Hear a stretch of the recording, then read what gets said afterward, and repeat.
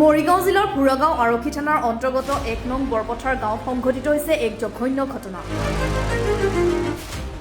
বিশেষভাৱে সক্ষম ১৬ বছৰীয়া কিশোৰীক দুই পাখণ্ডৰ ধৰ্ষণ। ঘটনাটো সংঘটিত হৈছে ৪ দিন পূৰ্বে। সেই নিশা কীৰ্তনৰ পৰা উঠাই নি ধৰ্ষণ কৰে বিশেষভাৱে সক্ষম কিশোৰীগৰাকী। ইতিমধ্যে এটা লম্পটক পুৰাগাঁও আৰক্ষীয়ে গ্ৰেপ্তাৰ কৰি জেললৈ প্ৰেৰণ কৰিছে। গ্ৰেপ্তাৰ কৰা লম্পটটোৰ নাম দীনেশ বিশ্বাস। পুনৰবাৰ জনাব বিচাৰিছো, মৰিগাঁও জিলাৰ পুৰাগাঁও আৰক্ষী থানাৰ অন্তৰ্গত ১ নং বৰপথৰ গাঁৱত সংঘটিত হৈছে এক জঘন্য ঘটনা। বিশেষভাৱে সক্ষম ১৬ বছৰীয়া কিশোৰীক দুই পাখণ্ডৰ ধৰ্ষণ।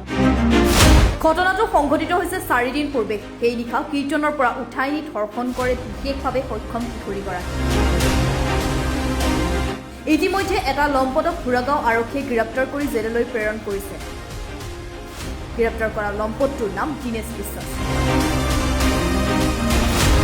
পুনৰবাৰ জনাব বিচাৰিছো, মৰিগাঁও জিলাৰ পুৰাগাঁও আৰক্ষী থানাৰ অন্তৰ্গত ১ নং বৰপথৰ গাঁৱত সংঘটিত হৈছে এক জঘন্য ঘটনা।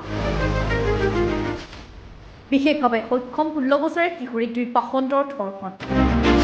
ঘটনাটো সংঘটিত হৈছে ৪ দিন পূৰ্বে। সেই নিশা কীৰ্তনৰ পৰা উঠাই নি ধৰ্ষণ কৰে বিশেষভাৱে সক্ষম কিশোৰীগৰাকী। ইতিমধ্যে এটা লম্পটক পুৰাগাঁও আৰক্ষীয়ে গ্ৰেপ্তাৰ কৰি জেললৈ প্ৰেৰণ কৰিছে। গ্ৰেপ্তাৰ কৰা লম্পটটোৰ নাম দীনেশ বিশ্বাস। পুনৰবাৰ জনাব বিচাৰিছো,